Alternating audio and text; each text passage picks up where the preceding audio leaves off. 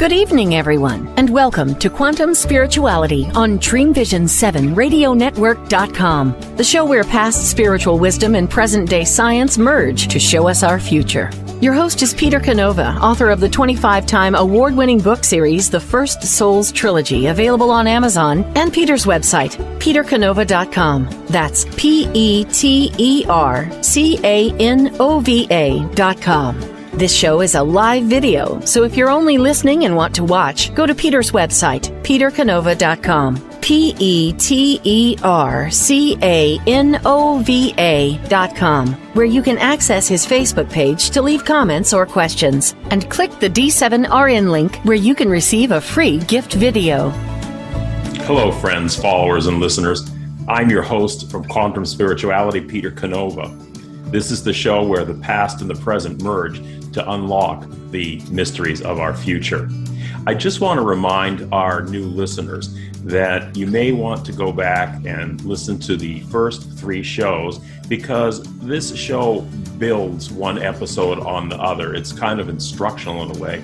And in the first 3 episodes in particular, we provide a framework to understand some of the issues that we speak of on quantum physics and on spirituality in the later episodes. So we have a great show lined up for you today. And without any further delay, please listen to it and enjoy. And join us every Tuesday, first Tuesday of every month, for Quantum Spirituality. Hello, everybody. I'm Peter Canova, your host in Quantum Spirituality, the show where the past and the present merge to tell us about our future, where science and mysticism come together to describe our reality. So I'm going to talk to you about a very interesting subject today, namely information. But before I do that, I have an announcement to make, which is that my publisher has entered quantum spirituality into a number of book competitions, and we got the results of the very first one. They entered the book in 4 different categories, and it won in 4 different categories with 3 winners and a finalist position. So, that was, really very gratifying, because whenever you write a book, especially when you're writing on complex subjects like quantum physics and ancient spiritual wisdom that are really hard to convey to an audience, it's nice to know that people are able to relate to the material and understand it. And honestly, that's really been my task in everything I've done, whether it's been with the First Souls Trilogy, the 3 fictional books, Quantum Spirituality, or my podcast, this podcast that we're coming to you today. It's always the challenge to break this stuff down in a way that's understandable and usable to everybody. So that was kind of a nice way to launch off the month for quantum spirituality. Anyway, today, I want to talk about information as being the foundation of reality. And, it's kind of interesting that scientists are coming around to something that I've been saying for years, which is that information really is the foundation of reality as we experience it. So today we're going to be discussing information theory. But, before we begin, I need to shift your conceptions about information, because the common belief or understanding concerning information is that it's the conveyance of facts or opinions or abstract ideas by various means. But the information I'm speaking about is the conveyance of the basic building blocks of reality through information that is encoded in light energy. And this cosmic DNA forms both the visible world and the unseen dimensions of existence, parallel dimensions. And the concept that I'm going to present here today, really, it's my educated and intuitive belief, but it's supported by some evolving theories in science. And I'm going to try and funnel all the data down to show you why this is important and how you could use this knowledge. So talking about the theory itself, the foundation of all existence is a single master consciousness that expresses itself through an intelligent energy that forms and permeates all creation. Now, intelligence implies intention or intentionality. Intention implies direction, and direction must be conveyed by information. So if we want to summarize this theory, a source consciousness expresses its intentions through the vehicle of intelligence carrying energy that contains directive information. Now, this information forms reality in the same manner that the information that is encoded in our DNA gives form to our physical bodies. Now, the concept can be stated as a mathematical equation where we have S as the foundation of E, which is energy, equals H, meaning it's a constant. So what this is really saying is that energy itself is constant, universal, and infinite. The source energy is constant, universal, and infinite. But another component exists that can be added to this equation, which is frequency or vibration, I guess you could call it too, but I prefer frequency. It's a little bit more descriptive. So frequency is basically just variable levels of energy. It's the rate of vibration that differentiates the constant energy into the variety of forms that give rise to the multiplicity of the things that we experience in the physical world. Now, you may have heard, if you're a classical music buff, you may have heard of variations on a theme. Variations on a theme is a musical composition form, and it's based on the idea of a central melodic theme that's repeated with changes in its melody, harmony, and rhythm that are called variations. Well, the same condition is present in the world of quantum energy. Essentially, reality consists of variations on the constant theme of the central source energy. Higher and lower states of energy exist to form reality. Otherwise, everything would be one non-differentiated state of the raw energy source. No individuality or multiplicity of objects would exist. It would just be all one static base energy source. Now, we can add to our first equation like this, which is that the source energy is the foundation of the source is the foundation of energy, which is constant, but it's variable, made variable by F, which represents the introduction of different frequencies of vibration that modulate the basic source energy state. So this formula really is saying, in quantum physical terms, that the source energy breaks itself into photons or units of light energy of different energy states that are called quanta. Now, quantum physics, which is the study of the light energy that makes up our reality, derives its name from this, because without energy, we would have no means to, without light energy, we would have no means to perceive physical reality or to exist at all, since all the atoms of our bodies are built from the actions of photons or light energy. Each photon has its own energy signature, which is proportional to its particular frequency or vibration. So, interestingly, this formula is a mathematical rendering of ancient mystical concepts of reality, particularly those of the Gnostics that I cover in my book, Quantum Spirituality. And you can go to my website, incidentally, petercanova.com. That's petercanova.com. And it will tell you more about the Gnostics and generally about some of the things that we're speaking about here today to give you a good background to start with. But the Gnostics related that God formed the creation by a series of stepping down or limitations of its source energy into smaller constituent parts. Now, this was done by a play of frequencies or vibrations, literally variations of the source energy. Now, the process was also described in the ancient texts as the one consciousness dispersing itself into other points of consciousness or spiritual beings that played a co-creative role in the creation. Now, each of these spiritual beings would have vibrated at a different frequency, a lesser frequency than the source consciousness itself. That's why they were able to be individual beings, because they were vibrating at a lower or different frequency. But it really was these frequencies of consciousness that were the basis for forming these individual sources of intelligent energy, which have also been described by various ways in Christian terminology as angels. The Gnostics called them eons or eternities.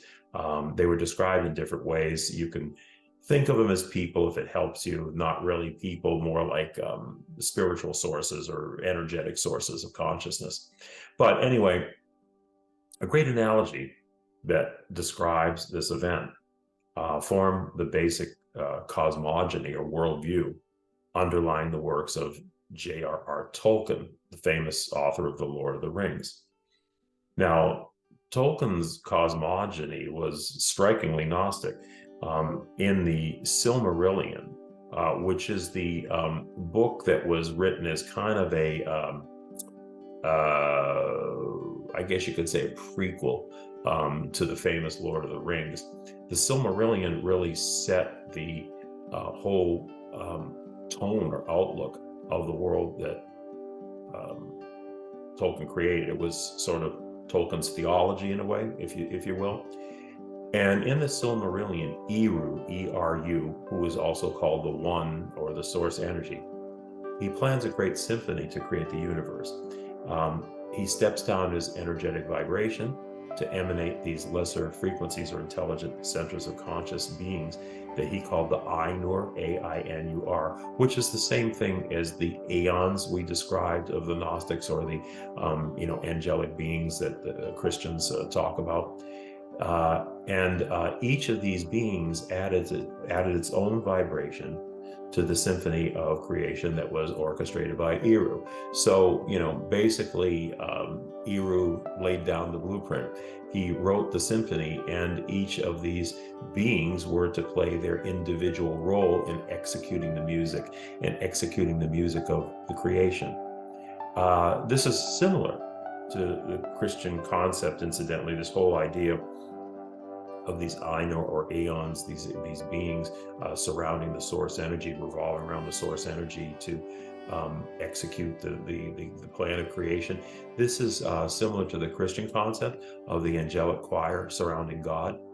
And we're going to come back to this analogy subsequently to show a very interesting twist concerning the creation. But let's put Tolkien and the Gnostics aside for now, and we'll stick to the whole scientific angle here for the moment. Let's start at the bottom and work our way up. Now, science is starting to demonstrate that information is physical, and that it might well be the fifth and most fundamental form of matter, alongside solids, liquid, gas, and plasma. Now, what's the basis for believing this, and how can information be physical? After all, isn't information something abstract rather than concrete? The answer is that information is energetically conveyed. But like all of the quantum processes concerning energy, it can be expressed as actual matter. And then we can look at that through a few different examples. Let's say your old college professor has information he wants to convey to his class. Now, he can write that down so that the information is now conveyed physically by the arrangement of molecules of ink on paper. Okay? But now, what if he keeps the information in his head for a lecture, you might say? How is that possibly physical? Well, the electrochemical transmissions of information through the synapses of the professor's brain or his neural network is a physical process. So is the thought energy that is conveyed on a quantum molecular basis as the sound waves when the information is spoken or recorded.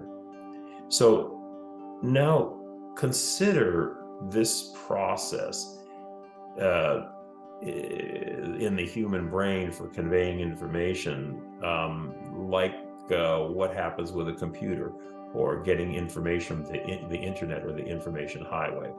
Now, both the computers and the internet convey information through binary strings of numbers, which are sequences of zeros or one. Now, they're called binary because there's only two choices. It's either a zero or it's a one.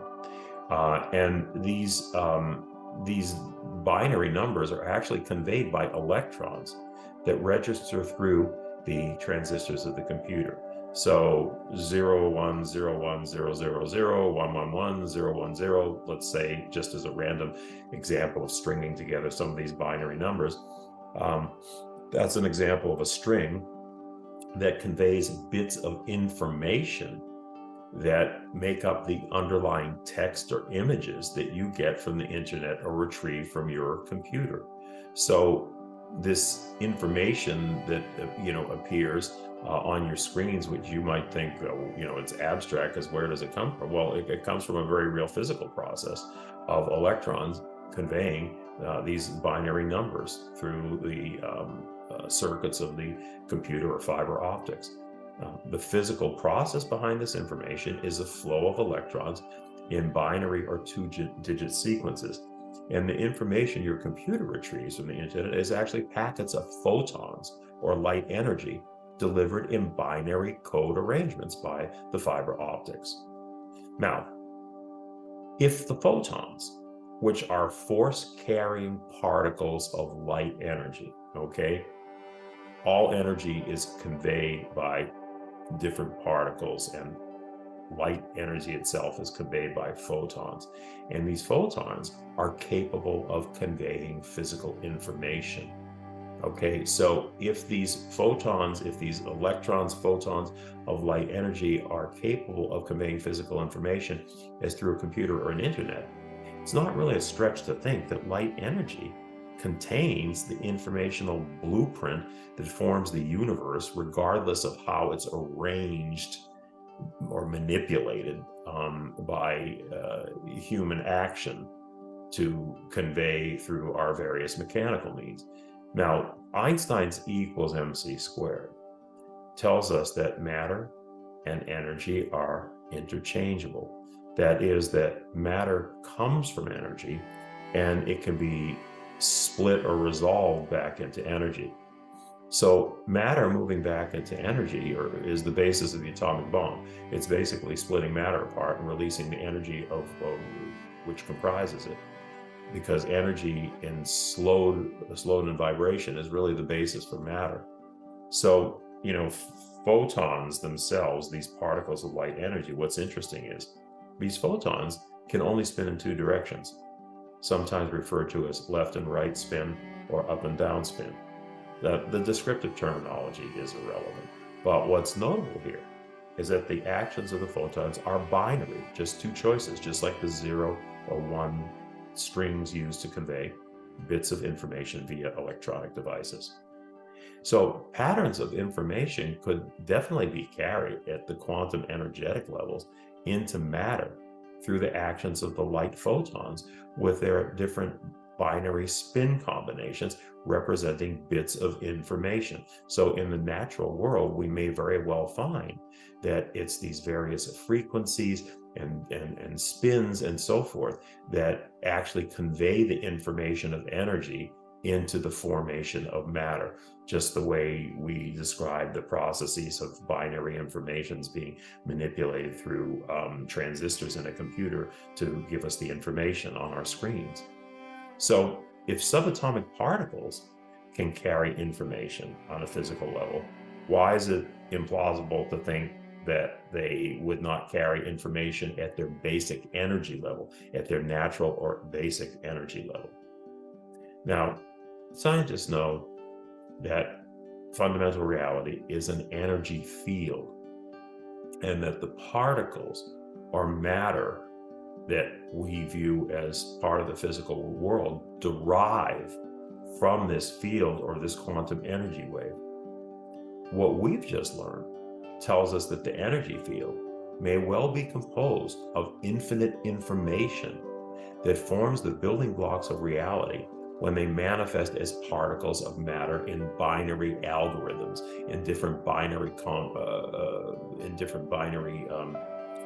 chains of composition, arrangements, if you will, different binary arrangements.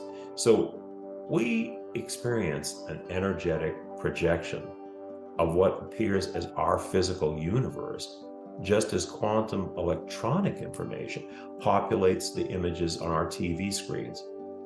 And this indicates what many scientists have noted, namely that the operations of the universe really do resemble that of a giant computer.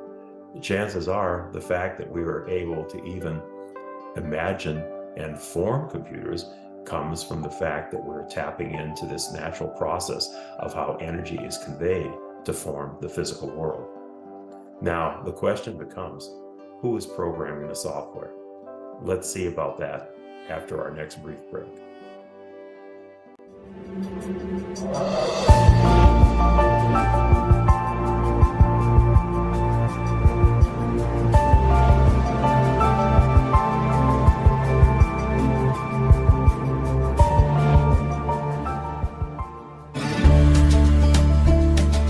How did life start on Earth, and why is there so much suffering? Are we living in a simulated reality like the characters in the Matrix movie? Do parallel dimensions exist alongside ours, influencing our experience? What are the mysterious dark energies that penetrate our universe? Peter Canova folds space and time to bring the twin bookends of ancient wisdom and quantum science into a single focal point, answering these and many other deep mysteries of the creation. Quantum Spirituality can be heard every Tuesday at 10 a.m. and 10 p.m. Eastern and 7 a.m. and 7 p.m. Pacific on syndicated Dreamvisions 7 radio network. See the show where past and present merge to show us our future.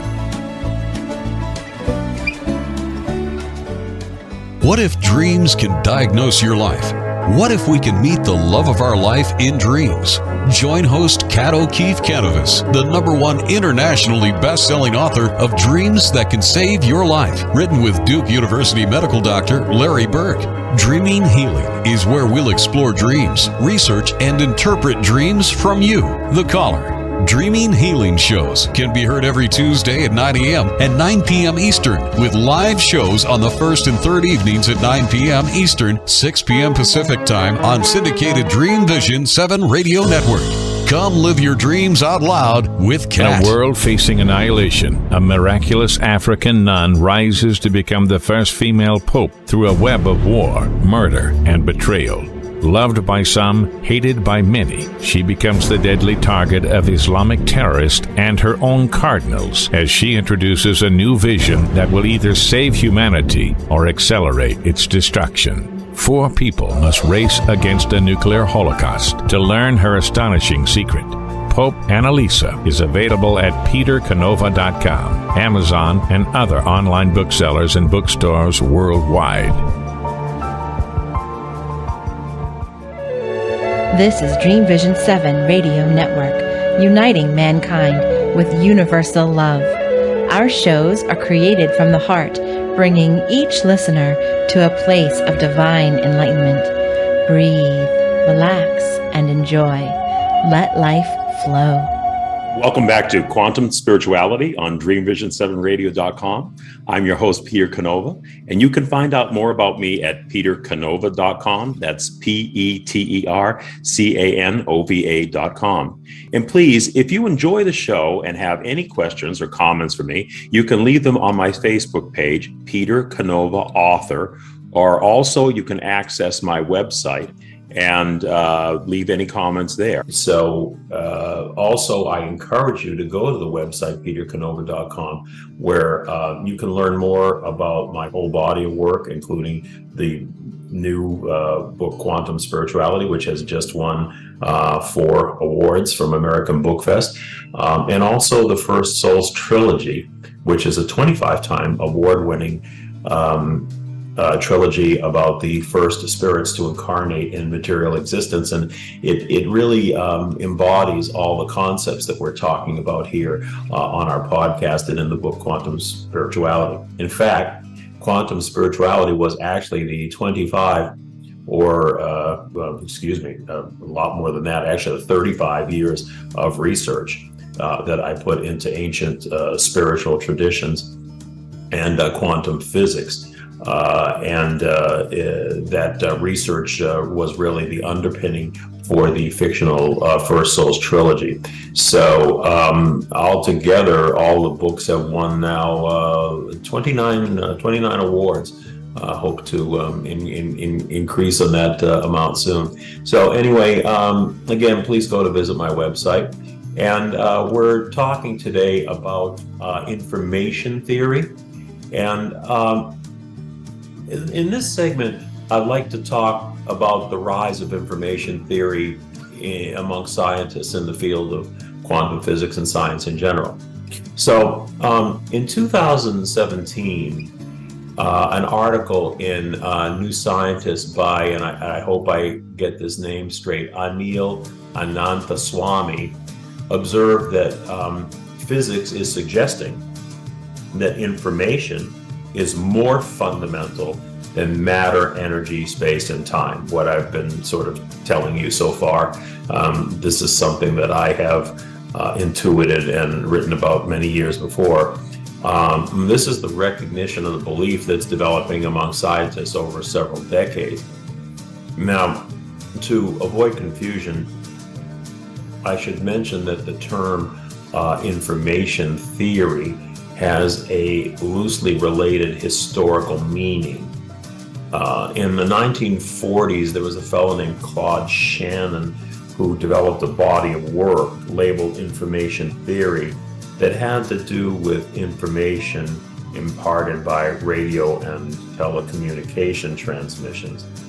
Now, the modern theory of information explores this whole idea that energy and the subatomic particles it produces are encoded with the directive information that forms creation, much as DNA contains the information that guides the formation of organic physical forms.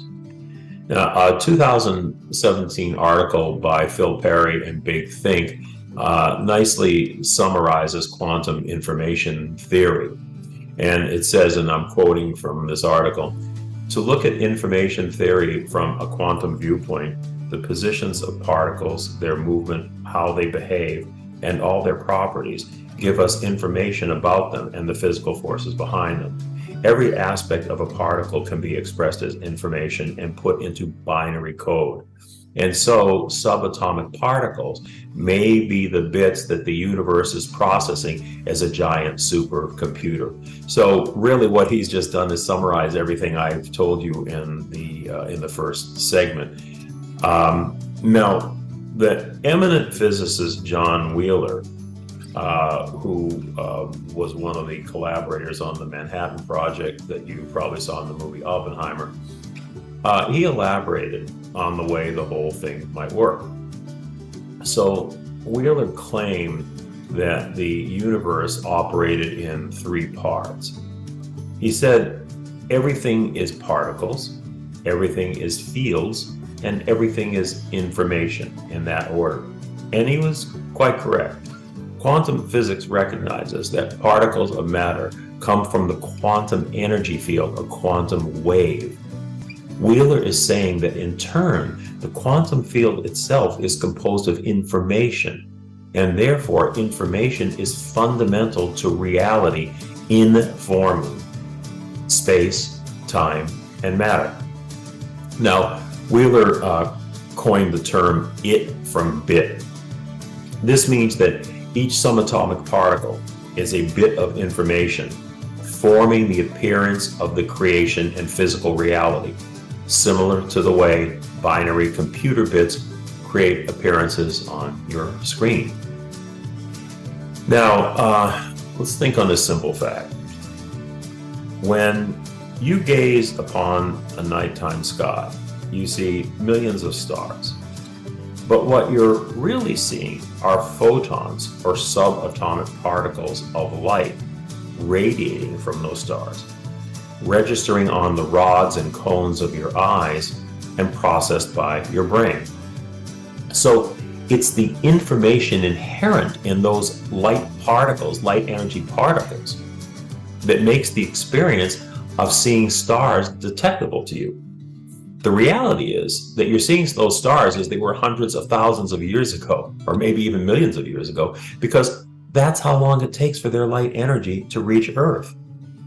Now, here lies a hint that the transmission of information encoded light may be the very basis of space and time. Perception of any physical object operates the same as seeing stars.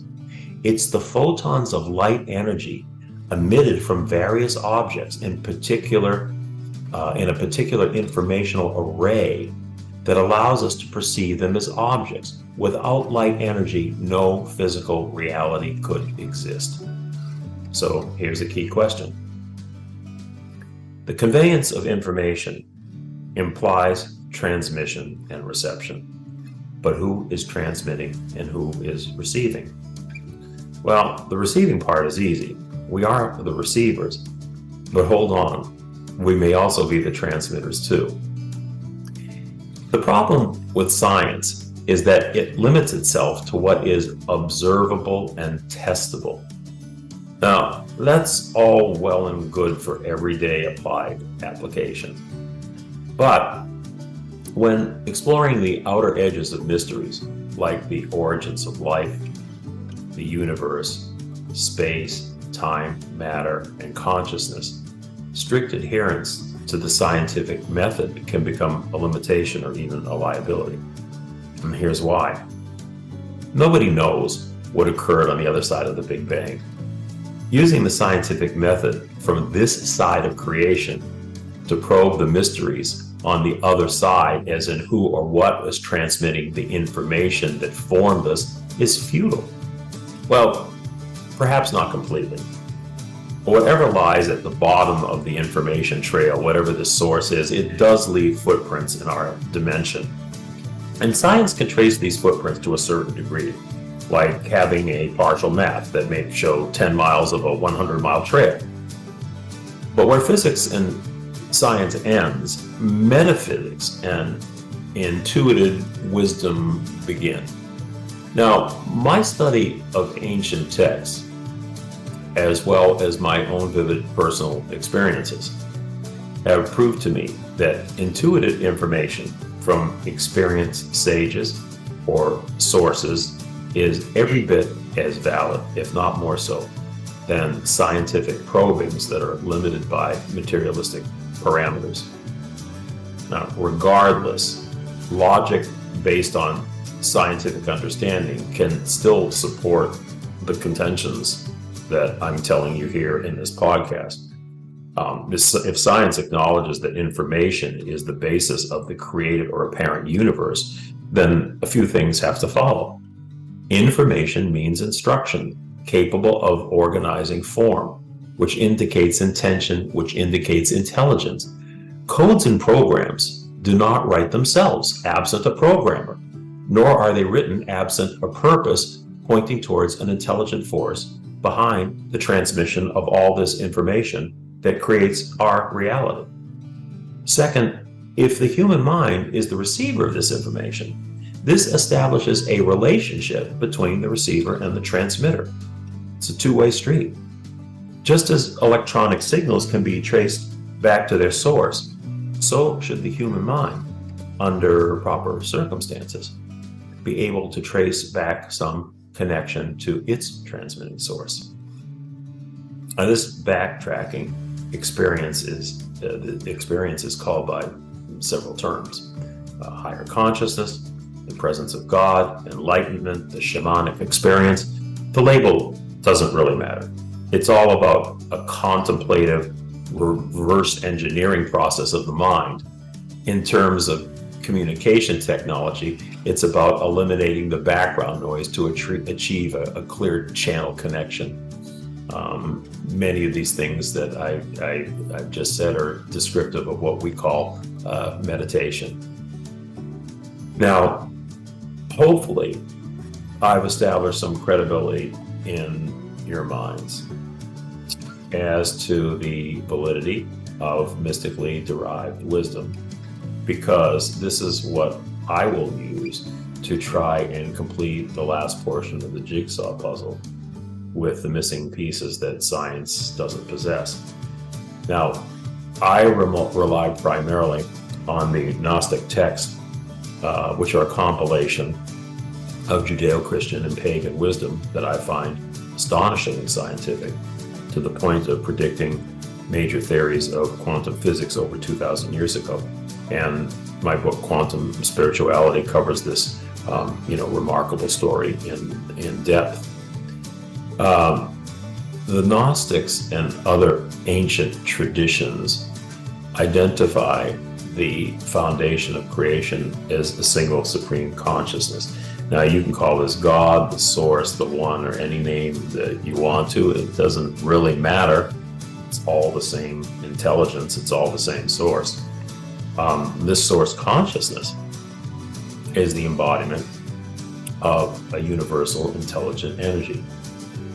The creation, consisting of the visible and invisible, or the material and the spiritual dimensions, is said to be a thought in the mind of the source. Now, indeed, several eminent scientists have echoed the words of the famous astronomer Sir Arthur Eddington that the universe is of the nature of a thought or sensation in a universal mind. The stuff of the world is mind stuff. Several other prominent scientists have pretty much said the same thing over the course of the decades. So the source mind is the energetic quantum field that forms the matrix of creative possibilities, including realities, both physical and non-physical. Now, the source, according to the Eastern Hindu and Western Gnostic traditions, emanated or projected other points of consciousness, which we talked about in the first segment. Religious traditions might speak of these points of consciousness as angelic spiritual beings, but the Gnostic description of them was deeper.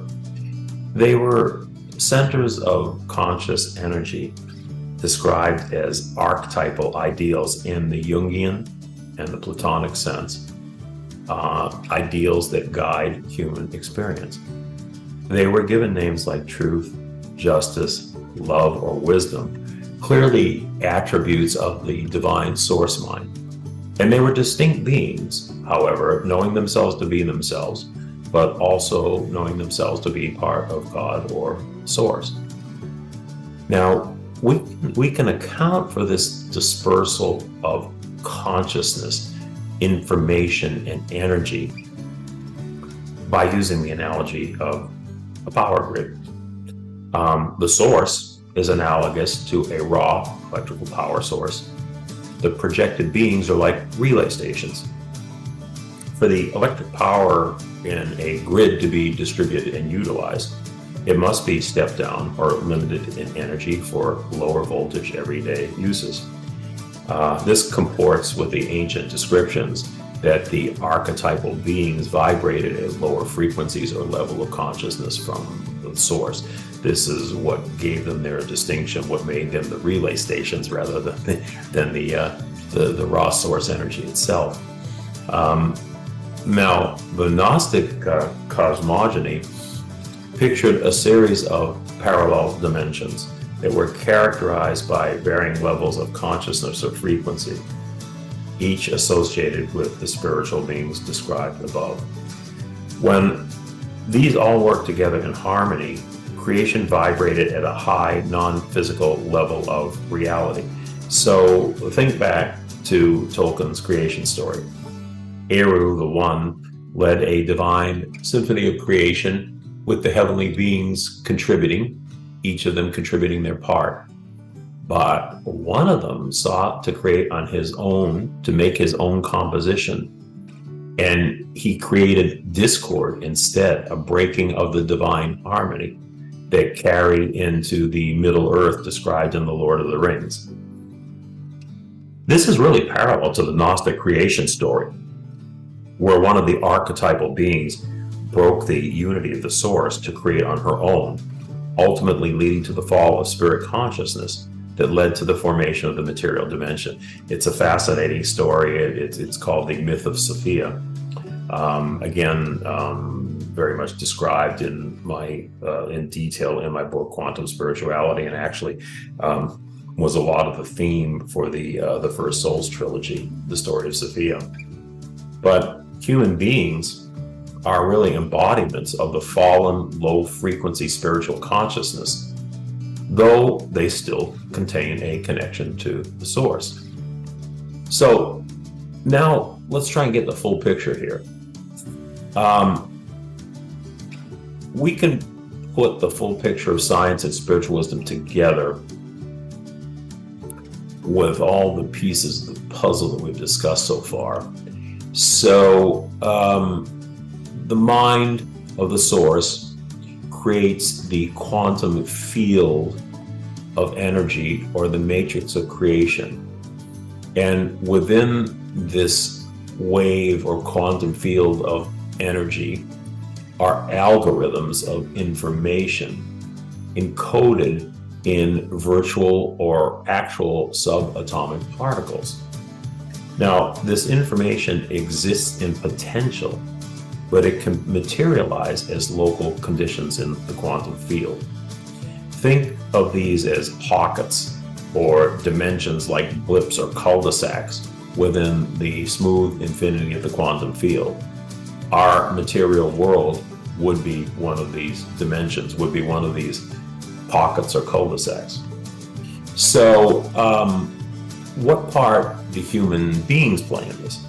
Now, you may remember in the Matrix movie where they depicted something like this picture you see here, which is a flow of binary algorithms that created the Matrix that the characters perceived as their reality.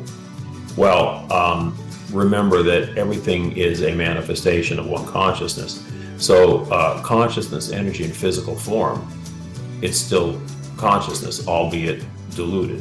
We are still relays in that power grid system, lowered to lower frequency levels that produce the dense manifestations of gross materiality of the physical world. Now, this means that we participate in the creation of reality at some level with varying degrees of frequency. We are still part of this relay system in the power grid that contributes to the formation of reality, even though we may have been faulty circuits that warp some things, as we'll talk about in a minute. But the human brain shown in the graphic here is the receiver, or the video here is the receiver that arranges and decodes the algorithms of the subatomic particles from the energy field into the appearance of physical objects. So this makes us both the receivers and transmitters of reality-forming information. Now, getting back to Tolkien's Gnostic version of the fall of spirit, the theme is that we used our creative powers to mess with the master plan, and a story that is echoed in many religious and spiritual traditions.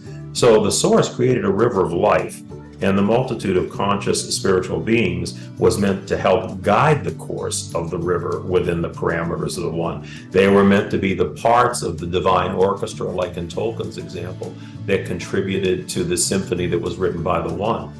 But instead, some of them jumped into the river and kind of polluted it, redirecting it with their own desires. And voila, here we are in the material world, so low on the ladder of consciousness, so wrapped up in expressing our individuality that most of us have forgotten our origin and our purpose. Let's talk a little bit in the next segment about how we can take some of this information and use it And I just want to remind everybody here that we are on Dream Vision 7 Radio Network. This is the program Quantum Spirituality. And please stay with us for the last and final segment. We'll be back in just a minute or two.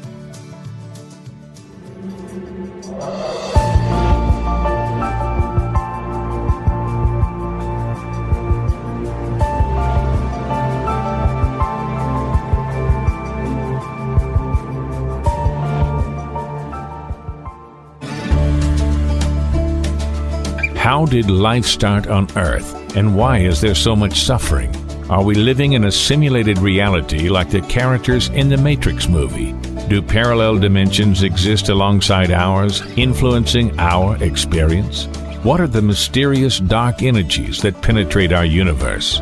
Peter Canova folds space and time to bring the twin bookends of ancient wisdom and quantum science into a single focal point, answering these and many other deep mysteries of the creation. Quantum Spirituality can be heard every Tuesday at 10 a.m. and 10 p.m. Eastern and 7 a.m. and 7 p.m. Pacific on syndicated Dreamvisions 7 Radio Network. See the show where past and present merge to show us our future.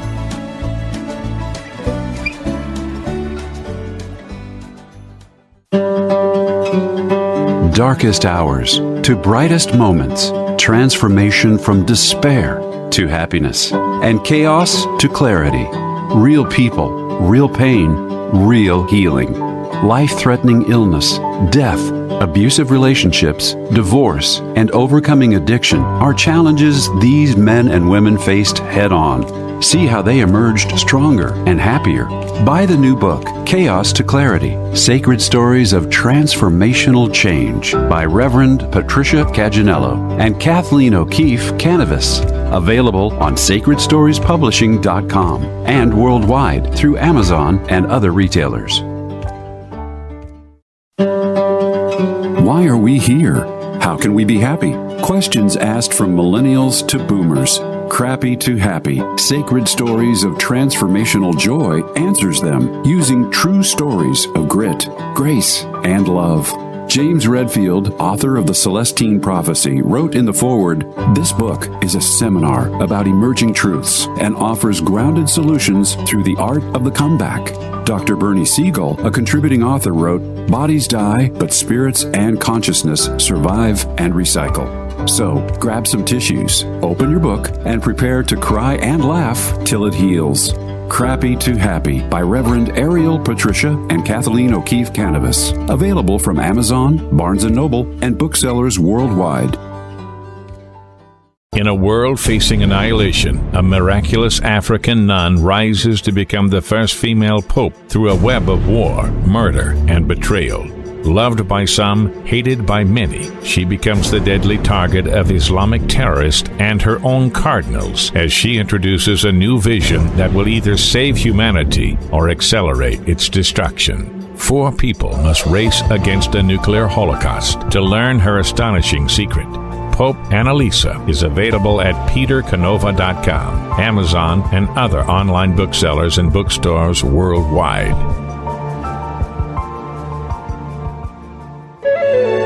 This is Dreamvision 7 Radio Network, uniting mankind with universal love. Our shows are created from the heart, bringing each listener to a place of divine enlightenment. Breathe, relax, and enjoy. Let life flow. Welcome back to the last segment of our Quantum Spirituality Show on syndicated Dreamvision7radio.com. And I'm your host, Peter Canova. You can listen to the show anytime online, on your phone, in cars with Bluetooth, and through Amazon's Echo by asking Alexa, play Dreamvision 7 Radio Network. If you have a question or comment, please leave it on my website, petercanova.com, where you can also link to my Facebook page to comment. Okay, so how do we take all the information that we've learned today and make it useful for ourselves? Well, I want you to look at this image and imagine that there's a mountain lake and it's pure, it contains no negative elements. but it flows downhill. It flows down the side of the mountain. And as it flows down, it starts to pick up particles. It accumulates some pollution. It gets a little murkier, muddier. And when it gets down the bottom, it's probably the murkiest of all. And that analogy is really what our lives are about. We stem from a pure source, but we've been so stepped down in energy and frequency that we picked up a lot of pollution, a lot of static, a lot of noise on the way that limits our consciousness, that limits our potential. But notice that we're still part of that stream that comes down from that pure source. And the good news is that we can trace our way back. We can work our way back up that stream to more clear and pure levels of awareness and consciousness. And this is where study, meditation, and contemplation come into play as important tools to experience the guiding benefits of higher consciousness, which in turn helps us navigate life with far better end results. Now, when several sources indicate the same thing, where there's smoke, there's fire. And hopefully what I've tried to demonstrate today is that the confluence of science and mysticism points in the same direction, and that would help inspire you to realize that the mysteries of life can be better understood. So there is a payoff to spiritual pursuits, grounded in both subjectively and objectively derived information. No matter what your mindset, raising your conscious awareness of how reality operates affords you a decided edge in life. So the question that you really want to ask yourself is this: do you want to live in the basement, or do you want to move up to the penthouse? Now, if you live in the basement, yeah, you exist there, but you don't really see a heck of a lot. You're not really aware of a lot that's going on around you, and life kind of has you closed in. But if you move up to the penthouse, you get the panoramic view of what life is about. You see life in a multifaceted way. And that's really what raising consciousness is all about. It's about rising to a higher level of awareness so that you get more out of life and you have more control over your life, as opposed to life leading you around by the nose like a leaf blown in the wind. And that's really the whole purpose, I think, and motivation of people really wanting to seek higher consciousness and higher awareness. Now, I suggest that you really give this a try. You can do it in several ways. Read books like mine or other books. There's a lot of other helpful literature out there, dating from ancient times right up to modern writers. That's one way to start your journey. Another way is just to begin a meditation practice on your own and see where those quiet thoughts lead you. Ultimately, I think it's a combination of those things that really help us gain higher levels of awareness. And then when you do get to that point, just be mindful of how you get answers. Answers rarely come directly. They don't come with bells and whistles and fireworks like they do in the Hollywood movies. They come in much more subtle ways, and sometimes you just have to be aware of quick passing thoughts of information. And a lot of times I say that people dismiss their intuition in the same instant that it arises, and they miss a lot of chances and they miss a lot of opportunities. So, you'll learn eventually, hopefully, to develop a level of awareness to watch for the signs or the feedback that you will get from your meditation. I mean, this is how the Gnostic masters brought back this incredible information that literally predicted all the major theories of quantum physics, including things like the Big Bang. And speak of that, something very interesting just came up. Scientists are now proposing that there may have been two Big Bangs rather than one. One was the projection of matter as we know it, and the other was the projection of something called dark matter, which is a force in the universe that really causes the planets to stay together instead of expanding out out of existence along with the rest of the force that's still moving out there from the Big Bang, where our universe is still expanding. But this dark matter keeps it in a state that we know. And this is really very interesting because this idea of two Big Bangs is completely in line with what the Gnostics said. There was a creation of a higher vibration, and then there was a fall from that, another Big Bang in effect, a fall from that really kind of led to a darker or sort of shadow realm that the Gnostics said affects us, and certainly dark matter, even though we can't see it, affects us, just the way the Gnostics said that this dark realm or this dark consciousness had a definite effect on human life, even though we don't really see it or notice it. So look, I'm not saying that this is an exact prediction or an exact explanation of what the Gnostics said, but boy, seems pretty close to it. I'll speculate that it's pretty much the same thing. And it's really, really very interesting because there definitely is a counterforce in life. There are things that want to hold you back, just the way the dark matter holds matter back from expanding into infinity. It was said that these dark forces are what holds us and keeps us on the earth, bound to the earth, as opposed to going back into our source, the source of infinity ourselves, raising our level of vibration back to our source. So there's a lot of real parallels there to what this recent theory of physics is saying, and it's apparently it's testable and provable, and they say within the next couple of years they'll have a proof of it. But once again, it seems to me like the Gnostic masters were right on track with the incredible information they brought back to help us here in the material consciousness. So anyway, I think that's probably going to wrap it up for our show today. Please watch us or watch for our shows the first Tuesday of every month. New ones starting the first Tuesday of every month. Been a while since we had a new show here because, well, frankly, I've been real busy on a lot of other projects. But we're on at 7 a.m. and 10 p.m. and 7 p.m. I believe it's Pacific time.